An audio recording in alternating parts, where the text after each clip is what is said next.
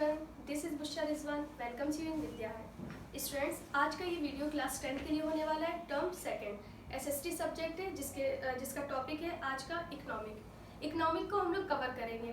तो इकोनॉमिक में जो सेकंड टर्म में इस बार 2 चैप्टर आ रहे हैं। टोटल 10 मार्क आपका कवर करेंगे। 40 मार्क का ये क्वेश्चन पेपर होगा, जिसमें इकोनॉमिक आपका 10 मार्क्स का होगा, कवर करेगा। तो इसमें जो चैप्टर आपके आएंगे इकोनॉमिक में, वो 2 चैप्टर आएंगे। एक जो पहला चैप्टर है जिसका नाम है मनी एंड क्रेडिट, इसको आज हम लोग कवर करेंगे। सेकंड चैप्टर जो होगा दूसरा, वो होगा globalisation and the Indian economy. ठीक है, तो आज के वीडियो में हम लोग कवर करेंगे मनी एंड क्रेडिट चैप्टर को। ओके, तो चलिए स्टार्ट करते हैं। चलिए, मनी, जैसे ही मनी का नाम आता है तो हमारे माइंड में क्या आता है, यानी कि एक ऐसा मीडियम जिससे हम लोग अपनी ज़रूरतों के अकॉर्डिंग चीज़ों को एक्सचेंज कर सकते हैं, वो क्या कहलाता है, मनी। यानी कि एक ऐसा मीडियम है जिससे हम लोग अपनी ज़रूरतों की चीज़ों को खरीद सकते हैं और बेच सकते हैं। लेकिन एक क्वेश्चन ये भी उठता है कि जब मनी का इन्वेंशन नहीं हुआ था, यानी कि पैसा जब इन्वेंट नहीं हुआ था एंशियंट टाइम में, बहुत ही प्राचीन समय में, तो ऐसी क्या वो चीज़ थी जिसको एक्सचेंज करके अपनी नीड्स को पूरा किया जा सकता था। तो उस समय क्या होता था कि लोग क्या करते थे, एक दूसरे से सामान की अदला बदली करते थे। यानी कि एक सामान देख के अपनी ज़रूरतों के हिसाब से दूसरा सामान उनसे एक्सचेंज कर लेते थे, बदल लेते थे। तो ये क्या कहलाता था, ये कहलाता था बार्टर सिस्टम। जैसे कि अगर हम लोग बात करते हैं बार्टर सिस्टम की, तो बार्टर सिस्टम में क्या हो जाएगा, it is a system of mutual exchange where goods are exchange for goods directly. यानी कि इसमें होता क्या था कि अगर जैसे कोई एक व्यक्ति है, कोई एक पर्सन है जिसका नाम सलीम है, और वो क्या कर रहा है, लेदर के शूज़ बेच रहा है। अब उसको चाहिए गेहूँ, उसे आटा या गेहूँ चाहिए। अब वो क्या करेगा, एक ऐसे पर्सन को ढूंढेगा, एक ऐसे किसान को ढूंढेगा जो गेहूँ के बदले और जूते से ज़रूरत हो। यानी कि दोनों की ज़रूरतें अलग अलग हैं, लेकिन दोनों की ज़रूरतें एक दूसरे से ही पूरी होना चाहिए। तो यहाँ पे सलीम क्या कर रहा है, अपने शूज़ के लिए एक ऐसे फार्मर को ढूंढ रहा है जो उसको गेहूं दे सके। तो यहाँ पे ये जो सिस्टम है, ये क्या कहलाता है, बार्टर सिस्टम कहलाता है। जिसका मतलब क्या होता है, सामान के बदले दूसरा सामान अपनी ज़रूरत के अकॉर्डिंग एक्सचेंज करना या बदलना। अब यहाँ पे हम लोग बात करेंगे मनी के बारे में। ठीक है, जैसे अभी प्रेजेंट टाइम पे, मॉडर्न टाइम पे हम लोग क्या कर रहे हैं, मनी को एज अ मीडियम हम लोग यूज़ कर रहे हैं किसी भी गुड्स को, किसी भी सामान को एक्सचेंज करने के लिए। तो यहाँ पे मनी की हम लोग डिटेल देखते हैं, डेफिनेशन देखते हैं। मनी की डेफिनेशन आपकी क्या हो जाएगी, it is a anything which has common acceptability as a means of exchange, a measure and store of value. यानी कि इसका मतलब क्या हो जाएगा, मनी, पैसा एक ऐसी चीज़ है यहाँ पे जो सभी के लिए एक समान है, एक्सेप्ट करने के लायक है, और उसके अलावा वो कुछ भी सामान खरीद सकते हैं उससे। अभी मैंने सलीम का एग्जाम्पल दिया था, जिसने क्या किया था, लेदर शूज़ के बदले गेहूँ चाहता था। लेकिन अगर यहीं पे मनी का यूज़ वो करेगा, यहाँ पे क्या हम लोग बात कर रहे हैं कि मनी, अगर मनी का, जैसे आज के मॉडर्न टाइम पे मनी का इन्वेंशन हो चुका है, हम लोग मनी से ही हर सामान एक्सचेंज करते हैं। तो अगर यहाँ पे सलीम अगर बाजार जाता है और वो अपने शूज़ बेचता है और उसके बदले में उसे पैसा मिलता है, मनी मिलती है, और तो वो कहीं पे किसी भी किसान के पास जाके वो गेहूँ खरीद सकता है और उसे पैसे दे सकता है। अब यहाँ पे उसे ऐसे किसान को ढूंढने की ज़रूरत नहीं पड़ेगी जिसको शूज़ की ही ज़रूरत है। तो यहाँ पे हम लोग मनी का एग्जाम्पल क्या देखते हैं कि मनी सभी के लिए एक्सेप्टेबल होती है, यानी कि एक्सेप्टेबल है, एक्सेप्ट करते हैं, और मनी के बदले जो चाहे वो लोग सामान खरीद सकते हैं।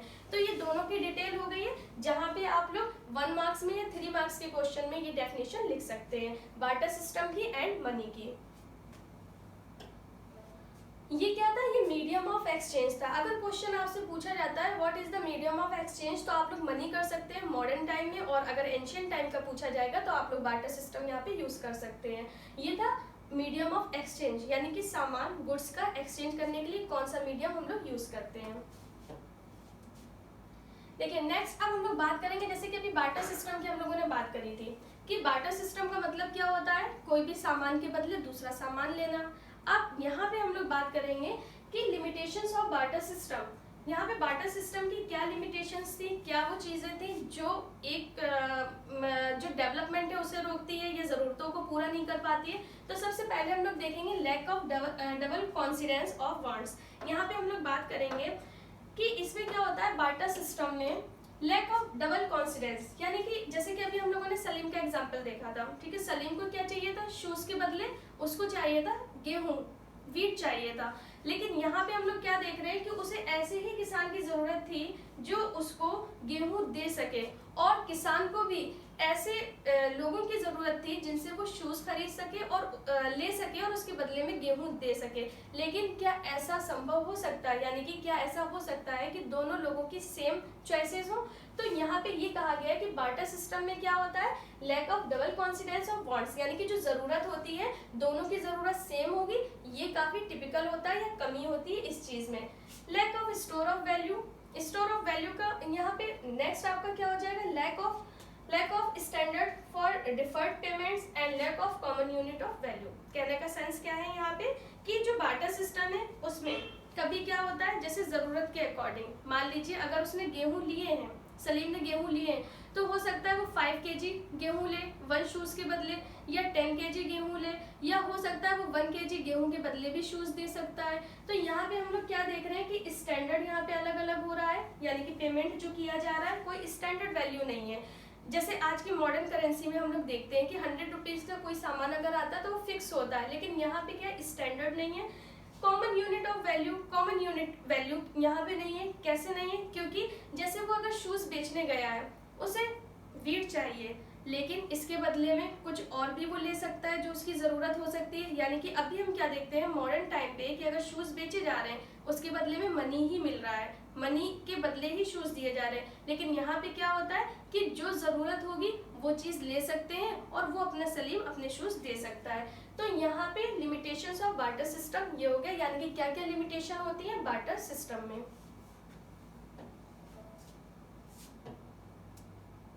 नेक्स्ट है, अगर हम लोग बात करते हैं मॉडर्न फॉर्म ऑफ मनी, आज के टाइम पे अगर हम लोग मनी के बारे में बात करते हैं कि आज का वो टाइम क्या है या आज के टाइम पे हम लोग कैसी मनी यूज करते हैं। देखिए होता क्या है, जैसे अभी हमने बताया है कि आज के टाइम पे क्या हुआ है, मॉडर्न करेंसी यूज हो रही है, यानी कि आज के टाइम पे हम लोग मनी का यूज करते हैं अपनी नीड्स को फुलफिल करने के लिए। अब क्या होता है, जब जैसे हमारे पास मनी एक्स्ट्रा होती है, पैसा ज्यादा आ जाता है, तो हम लोग क्या करते हैं उसको डिपॉजिट कर सकते हैं। कहाँ पे डिपॉजिट कर सकते हैं, बैंक में। तो एक तो यहाँ पे आपको पॉइंट हो गया डिपॉजिट विद बैंक्स, ये अभी एक्सप्लेन करेंगे, यहाँ पे आप लोग अच्छे से समझिएगा। लेकिन यहाँ पे अभी हम लोग करेंसी के बारे में बात करते हैं। जैसे अभी हम लोग मनी के बारे में बात कर रहे हैं, तो यहाँ पे करेंसी देखते हैं। करेंसी क्या है कि करेंसी क्या होती है, it is authorised by the Indian government, for example paper notes and coins. यहाँ पे ये पॉइंट हम लोग देख रहे हैं कि करेंसी क्या हुई कि इंडियन गवर्नमेंट के द्वारा ऑथोराइज्ड होती है, यानी कि यहाँ पे इसको मान्यता दी जाती है। इंडियन गवर्नमेंट, यहाँ पे हम लोग बात करेंगे आरबीआई की, यानी कि reserve bank of India. Reserve bank of India के द्वारा नोट छापे जाते हैं। अब वो नोट आपके कैसे होते हैं, वो नोट आपके कागज के भी हो सकते हैं और यहाँ पे आपके कॉइन्स भी हो सकते हैं, यानी कि सिक्के हो सकते हैं। जैसे कि आप पिक्चर में देख सकते हैं, ये देखिए ये आपके पेपर के नोट्स हो गए और यहाँ पे ये आपके हो गए आपके कॉइन्स हो गए। देखिए होता क्या है कि एंशिएंट टाइम पे जब हम लोग एंशिएंट हिस्ट्री पढ़ते हैं तो उसमें हम लोग क्या देखते हैं कि पहले के टाइम पे लोग क्या करते थे, सामान के बदले सामान लेते थे, यानी कि एक्सचेंज करते थे। जैसे कि अभी बार्टर सिस्टम में हम लोगों ने देखा था। फिर क्या हुआ था, मनी का इन्वेंशन हुआ। लोग क्या करते थे, पैसों के बदले सामान एक दूसरे से लिया और दिया करते थे। लेकिन जब हम लोग इतिहास के बारे में पढ़ते हैं तो उसमें क्या देखते हैं कि वहाँ पे जो कॉइन्स यूज किए जाते थे वो काफी प्रीशियस कॉइन्स होते थे, जैसे कि गोल्ड है, सिल्वर है, इस टाइप के कॉइन्स यूज किए जाते थे और उन्हीं के अकॉर्डिंग उनकी वैल्यू मानी जाती थी। जैसे गोल्ड कॉइन्स है ज्यादा कीमती हो गया, सिल्वर कॉइन है तो थोड़ा कम वैल्यू वाला है। लेकिन अभी प्रेजेंट टाइम पे हम लोग क्या देखते हैं कि जो अभी करेंसी यूज होती है वो कागज की भी करेंसी होती है, कॉइन्स भी होते हैं। अगर कागज की करेंसी हम लोग देखते हैं, यानी कि पेपर नोट्स अगर देखते हैं तो इसकी तो कोई वैल्यू नहीं होती है, कागज की इतनी वैल्यू नहीं है जितना बड़ा वो नोट। जैसे मान लीजिए 2000 का अगर नोट है तो उस कागज की कितनी वैल्यू होगी। जैसे अभी नोटबंदी हो गई थी, नोट बंद हो गए थे, जो 500 और 1000 के जो नोट थे वो सिर्फ एक कागज का टुकड़ा बन के रह गए। क्यों रह गए, यहाँ पे एक क्वेश्चन आता है कि कागज के नोट की इतनी वैल्यू क्यों है। इसलिए वैल्यू है क्योंकि इसको ऑथराइज किसके द्वारा किया गया है, इंडियन गवर्नमेंट के द्वारा किया गया। यानी कि हम लोग कह सकते हैं यहाँ पे कि पेपर नोट आपका तभी तक वैल्यू रखता है जब तक उस देश का की जो गवर्नमेंट होती है जहाँ पे वो नोट चलाया जा रहा है उसको अथॉरिटी देती है। ठीक है, तो एक पॉइंट यहाँ पे क्लियर हो गया कि करेंसी का मतलब क्या हो गया कि ऑथोराइज्ड होती है इंडियन गवर्नमेंट के द्वारा। अब वो चाहे कागज का टुकड़ा हो, कागज का ही नोट क्यों ना हो वो, लेकिन इंडियन गवर्नमेंट के द्वारा अगर ऑथोराइज्ड है तो आपका 2000 का नोट बहुत वैल्यू रखेगा। अब यहाँ पे अभी हम लोग बात कर रहे थे कि डिपॉजिट्स विद बैंक्स। अब होता क्या है, मान लीजिए अभी पैसा थोड़ा ज्यादा हो जाता है, लोग क्या करते हैं घर में रखते हैं, कुछ बैंक्स में जमा करते हैं। तो यहाँ पे वही है डिपॉजिट्स विद बैंक, यानी कि बैंक में भी जमा करवा सकते हैं। तो लोग क्या करते हैं, जो उनके पास एक्स्ट्रा कैश होता है वो क्या करते हैं, बैंक में जमा करते हैं। अब बैंक में वो जमा क्यों करते हैं, क्योंकि वो क्या कर सकते हैं, दो तरीके हैं, वो कभी भी इन पैसों को निकाल सकते हैं और कभी भी अपनी जरूरत के अकॉर्डिंग जमा कर सकते हैं। यानी कि जैसे मान लीजिए अगर उनका सेविंग अकाउंट है और वो उस सेविंग अकाउंट में जितना उनका पैसा एक्स्ट्रा बच रहा है, एक्स्ट्रा कैश जो उनके पास बच रहा है, वो जाके बैंक में क्या कर सकते हैं, डिपॉजिट कर सकते हैं। और जब भी उनको जरूरत होगी अपनी जरूरत के अकॉर्डिंग क्या कर सकते हैं, वहां से वो निकाल सकते हैं। ठीक है, दूसरा पॉइंट यहाँ पे क्या है, can be used for payments.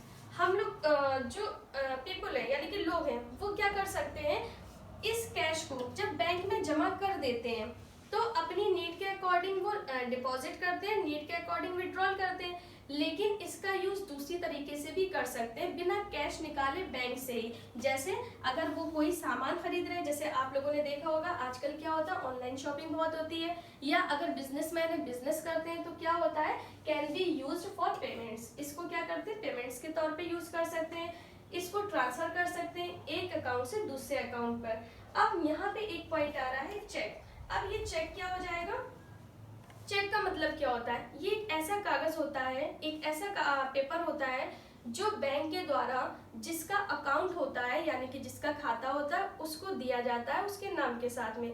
अब वो व्यक्ति जिसका अकाउंट है, जिसको ये चेक दिया गया है, वो अगर किसी और दूसरे व्यक्ति को अपनी सहमति से कोई राशि देना चाहता है तो उस कागज में वो लिख देता है। तो यही आपका क्या कहलाता है, चेक कहलाता है। ठीक है, तो चेक में क्या होता है कि एक कागज का ही टुकड़ा होता है जो बैंक के द्वारा ऑथराइज्ड होता है और उस खाता धारक का नाम होता है जो ये पैसा किसी और को ट्रांसफर करना चाहता है या देना चाहता है। डिमांड ड्राफ्ट यानी कि डीडी भी बनाया जाता है जिससे पैसा ट्रांसफर किया जाता है, और मनी ऑर्डर भी किया जाता है। यानी कि बैंक में अगर पैसा जमा हम लोग करवाते हैं तो बैंक में जो पैसा जमा है उसका इस तरीके से यूज कर सकते हैं।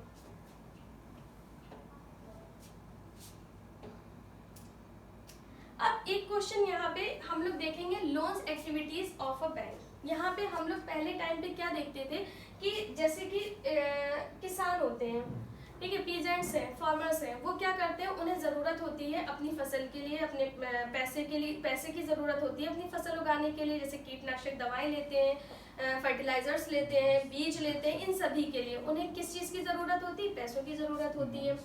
ठीक है, तो यहाँ पे एक टर्म हम लोग पढ़ेंगे बैंक के बारे में, जो टर्म है वो क्या है, loan activities of a bank. यहाँ पे हम लोग क्या देखेंगे, लोन एक्टिविटी देखेंगे।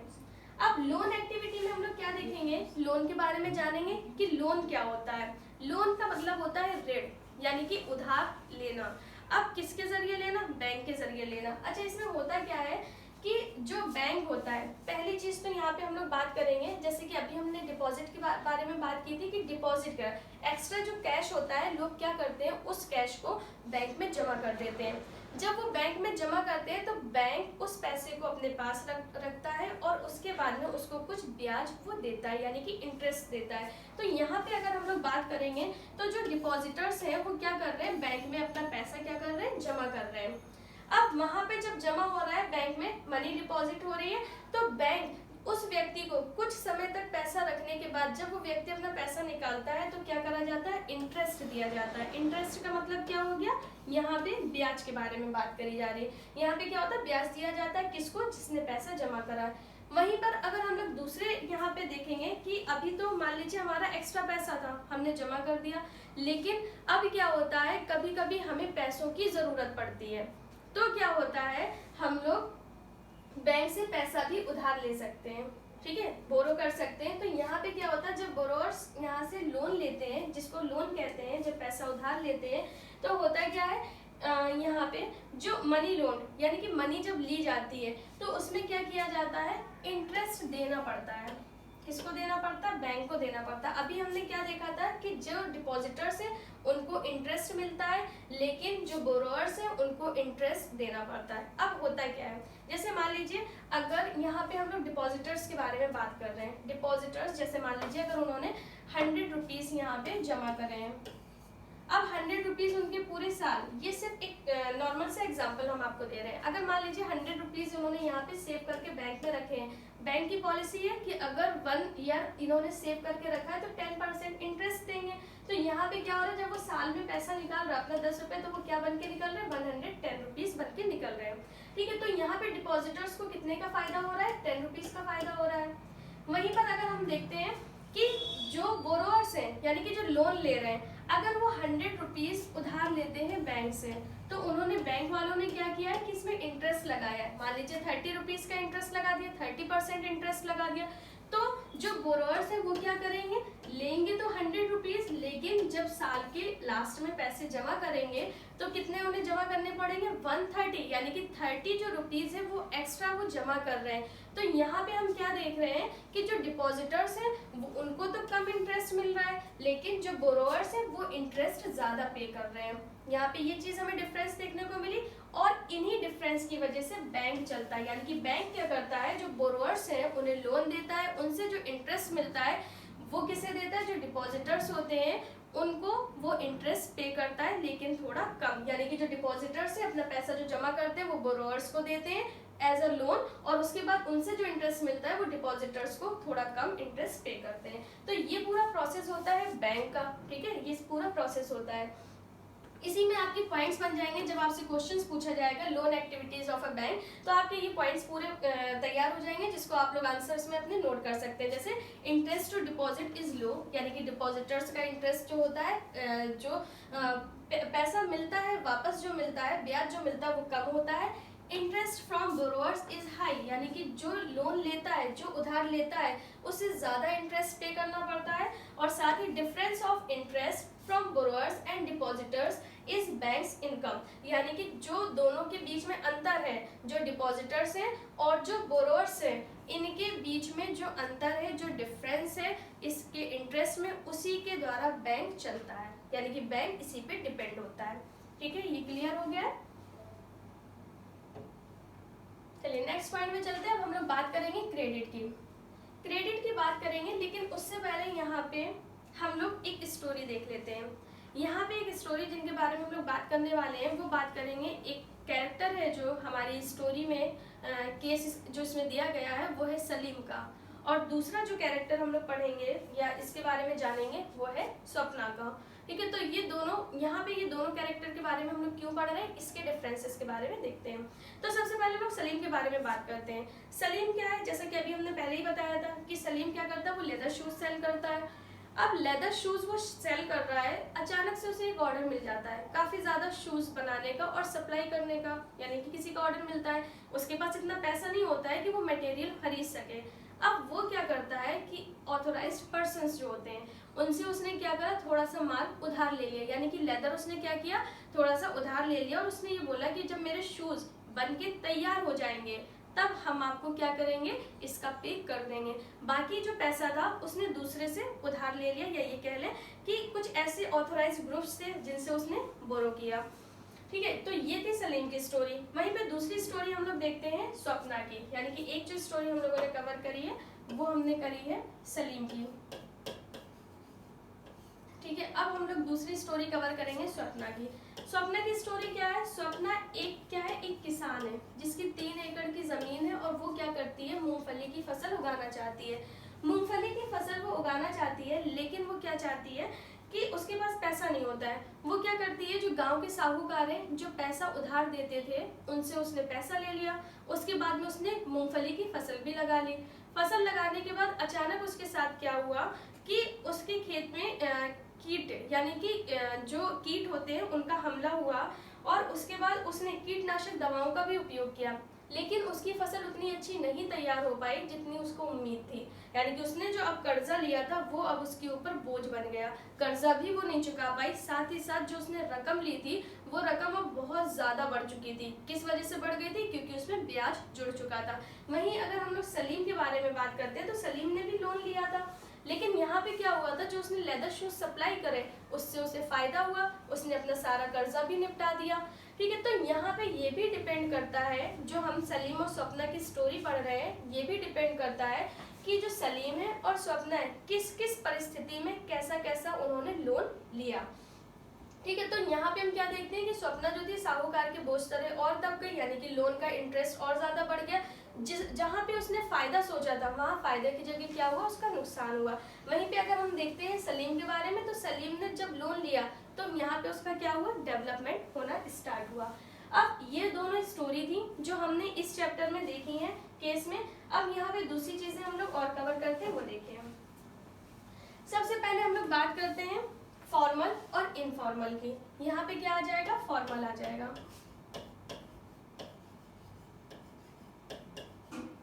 ठीक है, फॉर्मल। तो यहाँ पे हम लोग बात करते हैं फॉर्मल और इनफॉर्मल। जैसे कि अभी हमने सलीम और स्वप्ना की स्टोरी आपको बताई, तो सलीम ने क्या करा था, ऑथोराइज्ड ग्रुप से उसने लोन लिया था, जिसकी वजह से क्या हुआ, लोन इंटरेस्ट भी कम था और उसने इजीली पे कर दिया। वहीं पे स्वप्ना ने क्या करा था, साहूकार से लोन लिया था, जहाँ पे लोन तो वो चुका नहीं पाई, साथ ही साथ कर्जा और ज्यादा बढ़ गया। तो यहाँ पे इसमें हम लोग बात करते हैं, एक है आपका फॉर्मल और एक है इनफॉर्मल। यहाँ पे फॉर्मल में क्या होता है कि किससे लोन लिया जा सकता है, यानी कि ऋण किससे लिया जा सकता है। जैसे कि ऋण किससे लिया जा सकता है, बैंक से ले सकते हैं, यानी कि कोऑपरेटिव से ले सकते हैं। बैंक जैसे कि बैंक होती है, जगह जगह खुली होती है, ऑथराइज्ड होती है गवर्नमेंट से, वहां से लोन लिया जा सकता है। कोऑपरेटिव यानी कि सहकारी बैंक, यहाँ से भी लोन लिया जा सकता है। अब फीचर्स क्या होते हैं इन जगहों पे, फीचर्स ये होते हैं कि लो रेट ऑफ इंटरेस्ट। इसमें क्या होता है, अगर ऑथराइज्ड बैंक होती है यानी कि बैंक से लिया जाता है, तो वहाँ पे जो ब्याज की दरें होती हैं वो काफी कम होती हैं। रीपेमेंट, इजी रीपेमेंट क्या होता है, इजी वो तरीका होता है कि रीपेमेंट कर सके, यानी कि पैसा वापस कर सके। जो टर्म्स एंड कंडीशंस होती हैं वो काफी सॉफ्ट होती हैं। डॉक्यूमेंटेशन रिक्वायर्ड, लेकिन एक मेन पॉइंट है यहाँ पे, वो मेन पॉइंट आपका क्या है कि इसमें फॉर्मल जो आपका फॉर्म है उसमें डॉक्यूमेंटेशन की रिक्वायरमेंट होती है, या ये कह लें यहाँ पे डॉक्यूमेंट लिए जाते हैं। होता क्या, डॉक्यूमेंट क्यों लिए जाते हैं, इसको हम लोग समझेंगे यहाँ पे terms of credit. Terms of credit में हम लोग समझेंगे, कैसे समझेंगे। सबसे पहले जब भी लोन लिया जाता है, ऋण लिया जाता है, तो किन किन चीजों की नीड होती है वो देखिए। जैसे यहाँ पे लिखा है कोलेट्रल। कोलेट्रल का मतलब क्या होता है, ये सबसे पहले हम लोग समझ लेते हैं, क्योंकि एक नया वर्ड है, ये एक नया वर्ड है जो आपके चैप्टर में आया है, इसके मीनिंग्स हम लोग समझते हैं। होता क्या है, जब जैसे आप लोग किसी से लोन लेने जाते हैं, जैसे बैंक में अगर लेने जाएंगे, जैसे आप कोई भी सामान लेने जाओगे, तो उसमें अगर आप किसी व्यक्ति से कोई संपत्ति लेते हो, कोई सामान लेते हो, तो वो आपसे पूछेगा कि अगर आपने ये चीज मुझे वापस नहीं करी, मान लीजिए अगर आपने किसी से उधार पैसे लिए 100 रुपए, और अगर आप 100 रुपए वापस नहीं करेंगे, तो आपसे वो पूछेगा कि अगर आप 100 रुपए मुझे वापस नहीं कर पाए तो फिर हम क्या ले सकते हैं आपके। तो यहाँ पे अगर कोलेट्रल का मतलब अगर हम लोग देखें, तो इसका मतलब क्या हो जाएगा, गिरवी। जैसे आपने सुना होगा गिरवी रखना, तो बहुत से लोग क्या करते हैं, जैसे जो बड़े बड़े किसान होते हैं, ये बैंक से क्या करते हैं, लोन लेते हैं, और उन लोन के बदले में क्या होता है, उनके पास क्योंकि काफी ज्यादा खेत होते हैं, वो उन कागज को क्या करते हैं, गिरवी रख देते हैं। और जब वो गिरवी रखते हैं अपने खेतों के कागज को, तो उसके बदले में क्या होता है, जब उनकी फसल बन के पूरी अच्छी तरीके से तैयार हो जाती, बिक जाती, प्रॉफिट भी होता है, तो वो अपने कागज बैंक से वापस ले लेते हैं और लोन का जितना भी पैसा होता है वो वापस चुका देते हैं।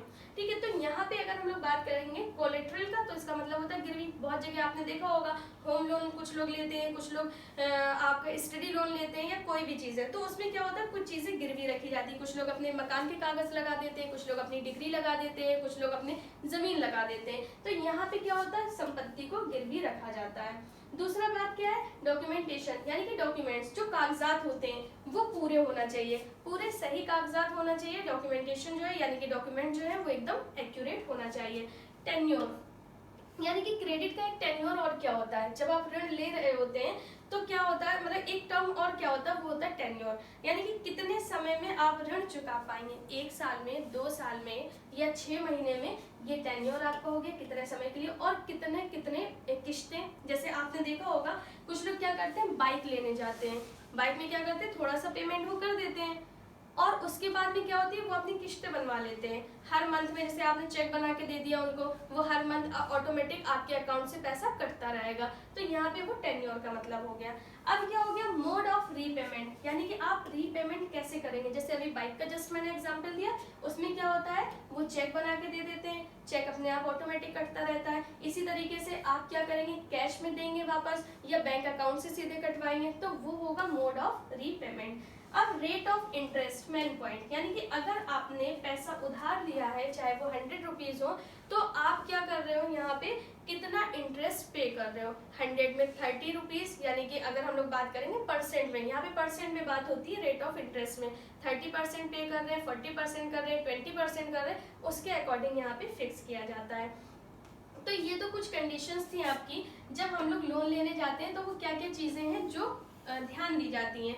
और वो सारी चीजें क्या होती हैं, यहाँ पे हमें फॉर्मल, जैसे कि अभी हमने ये बात करी थी कि ये आपका क्या है, फॉर्मल फॉर्म है यहाँ पे, जैसे कि बैंक, कोऑपरेटिव, तो यहाँ से आप क्या कर सकते हैं, उधार पैसा ले सकते हैं। अब यहाँ पे फीचर्स भी हमने देख लिए, लेकिन वहीं पे हम लोग क्या देखते हैं, इनफॉर्मल में क्या देखते हैं कि ऐसे वो लोग जो लोन बैंक के द्वारा नहीं ले पाते। अब ऐसे वो कौन से लोग होते हैं जो बैंक से लोन नहीं ले पाते हैं, जाहिर सी बात है जिनके डॉक्यूमेंट्स पूरे नहीं होते, यानी कि उनके पास डॉक्यूमेंट्स ही नहीं होंगे या गिरवी रखने के लिए कोई सामान नहीं होगा। अभी जस्ट हमने क्या एग्जांपल दिया था कि कुछ लोग क्या करते हैं, बैंक से लोन लेने जाते हैं, जो थोड़े बड़े किसान होते हैं उनके पास जमीन ज्यादा होती है, वो अपनी कुछ जमीन गिरवी रख के पैसा ले लेते हैं, और जब उनकी काफी बड़ी जमीन में जब फसल बन के तैयार हो जाती है, उससे जो प्रॉफिट मिलता है वो क्या करते हैं, विद इंटरेस्ट अपना पेमेंट पूरा चुका देते हैं बैंक में और अपनी जमीन के कागज वापस ले लेते हैं। लेकिन ऐसे वो किसान जिनके पास जमीन बहुत कम होती है, यानी कि छोटे किसान होते हैं, गरीब होते हैं, उनके पास तो कोई सामान ही नहीं रहता है कि वो गिरवी रख सके और बैंक से लोन ले सकें।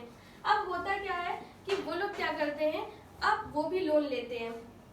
अब वो किससे लेते हैं, तो वो लोन लेते हैं मनी लेंडर से, यानी कि जो साहूकार अगर हम लोग बात करेंगे उनसे ले सकते हैं, जमींदारों से लोन ले सकते हैं, अपने किसी दोस्त से लोन ले सकते हैं, ट्रेडर्स कोई व्यापारी से लोन ले सकते हैं, क्योंकि उन्हें तो अपना काम करना, उन्हें कोई ना कोई चाहिए पैसा जो उनको दे सके, ठीक है, कोई रिलेटिव से यानी कि रिश्तेदार है, ये इनसे लोन ले सकते हैं। यानी कि ये वो फीचर्स हैं, यानी कि वो लोग हैं यहाँ पे हमें देखने को मिलेंगे जो इनफॉर्मल है, यानी कि ये ऑथराइज्ड नहीं है, इनके कोई रूल्स नहीं होते, इनके रूल्स कभी भी चेंज हो सकते हैं। अब इसमें नुकसान क्या होता है, इसमें क्या होता है कि हाई रेट ऑफ इंटरेस्ट, यहाँ पे क्या होता है, ये लोग कभी भी लोन यानी कि जो पैसा उधार दे रहे हैं उसमें इंटरेस्ट बढ़ा सकते हैं, क्योंकि इन्हें पता है ये लोग कहीं और जाके लोन नहीं ले सकते जैसे कि बैंक, क्योंकि इनके पास डॉक्यूमेंट्स नहीं है, तो वो अपनी मर्जी के अकॉर्डिंग क्या करेंगे कि इंटरेस्ट का रेट बढ़ा देंगे। Repayment is not easy. अब यहाँ पे क्या होता है कि जो रीपेमेंट होता है वो इजी नहीं होता है। सपोज वो ये भी कह सकते हैं कि अगर आपने 1 साल में मेरा पैसा वापस नहीं किया तो आप बंधुआ मजदूरी करिए, यानी कि बिना मेरी मर्जी के बिना आप खेत से काम करे बिना नहीं जा सकते हैं एक तरीके से। तो यहाँ पे रीपे करना इजी नहीं होता, हाई रेट बढ़ते जाते हैं, अगर पेमेंट नहीं कर रहे तो और कंडीशंस वो अप्लाई करना स्टार्ट कर देते हैं। लेकिन फॉर्मल में ये चीजें नहीं होती, पहले से ही सारी चीजें फिक्स होती हैं। लेकिन यहाँ पे क्या होता है कि डॉक्यूमेंटेशन की कोई नीड नहीं होती है, और इसी वजह से मोस्टली पर्सन्स क्या होते हैं, जैसे कि छोटे छोटे गांव में या छोटे किसान हैं, वो इनफॉर्मल तरीके से लोन लेना पसंद करते हैं। तो ये टर्म्स ऑफ क्रेडिट हो गया और सारे इनफॉर्मल और फॉर्मल तरीका हो गया। अब हम लोग बात करते हैं कि कुछ ऐसे लोग भी होते हैं, जैसे कि अभी हमने बात करी थी, क्या बात की थी कि कुछ ऐसे किसान भी होते हैं या कुछ ऐसे लोग भी होते हैं जो गरीब होते हैं, उनके पास ऐसे डॉक्यूमेंट्स नहीं होते, जैसे खुद का अगर घर नहीं है तो वो क्या गिरवी रखेंगे, क्या गारंटी देंगे, उनके पास इतने ज़्यादा खेत नहीं है या उनके पास ऐसे इतने जानवर नहीं है कि वो गिरवी रख के लोन ले सकें। लेकिन यहाँ पे इन लोगों को ध्यान में रखते हुए कुछ ऐसे सोसाइटी में लोग भी होते हैं जो ग्रुप ऑर्गेनाइज करवाते हैं या करते हैं, ठीक है। तो ऐसे लोग सोसाइटी में होते हैं जो इन लोगों की हेल्प करना चाहते हैं और उन लोगों को पैसा भी प्रोवाइड करवाते हैं जिनको ज़्यादा नीड होती है। तो ऐसे लोगों को हम लोग क्या कहते हैं, सेल्फ हेल्प ग्रुप, यानी कि SHGS। ये क्या होते हैं, ये लोग कौन होते हैं, तो सबसे पहले हम लोग बात करते हैं कि इसकी फंक्शनिंग क्या है। इसमें क्या होता है, गांव के ही आसपास के ही लोग या किसी एरिया के लोग कितने होते हैं, करीब 15-20 लोगों का एक ग्रुप बन के तैयार होता है, या ये कह लें आपस में वो लोग ग्रुपिंग करते हैं, करीब 15 to 20 मेंबर्स होते हैं। अब क्या होता है कि ये जो मेंबर्स होते हैं ये नेबर्स होते हैं, यानी कि पड़ोसी भी हो सकते हैं, कोई मिलने वाले भी हो सकते हैं, या कोई भी हो सकते हैं, दोस्त वगैरह। ये लोग क्या करते हैं आपस में जो इनकी ज़रूरतें होती हैं वो पूरी करने के बाद में जो सेविंग होती है वो एक जगह इकट्ठी करते हैं। रेगुलरली क्या करते रहते हैं, सेव करते रहते हैं, सेविंग करते रहते हैं। अब यहाँ पे सेविंग जो होती है अलग अलग होती है, यानी कि जिसकी जितनी क्षमता होती है उसके अकॉर्डिंग वो लोग सेव करते रहते हैं अपना पैसा। अब क्या करते हैं वो अपने इन्हीं मेंबर्स में, यानी कि ये ग्रुप की हम लोग बात कर रहे हैं, सेल्फ हेल्प ग्रुप, यानी कि खुद की अपनी स्वयं की मदद करना। तो इस ग्रुप के जो 15 से 20 लोग हैं उस ग्रुप में किसको सबसे ज्यादा पैसे की जरूरत है वो लोग क्या करते हैं उसी की हेल्प करते हैं, यानी कि grants small loans to the members, to members, यानी कि जिसको सबसे ज्यादा पैसे की जरूरत है इन्हीं 15 से 20 लोगों के बीच में उनको वो क्या करते हैं अपने ही एक ग्रुप से उसको क्या करते हैं लोन प्रोवाइड करवाते हैं। अब यहाँ पे क्या होता है, क्योंकि इनका सेल्फ हेल्प ग्रुप होता है तो यहाँ पे किसी भी तरीके का कोई भी सामान गिरवी नहीं रख सकते हैं। कोई भी नॉन रिपेमेंट, यानी कि अगर पैसा चुका नहीं पा रहे हैं, वापस नहीं कर पा रहे हैं, तो यहाँ पे कोई भी सीरियसली कोई भी रूल्स नहीं होता है, या ये कह लें कोई भी ऐसा टफ रूल नहीं होता है जिसको इन मेंबर्स को पूरा करने में डिफिकल्टीज हो या प्रॉब्लम हो। तो ये थे आपकी फंक्शनिंग क्या थी सेल्फ हेल्प ग्रुप्स की।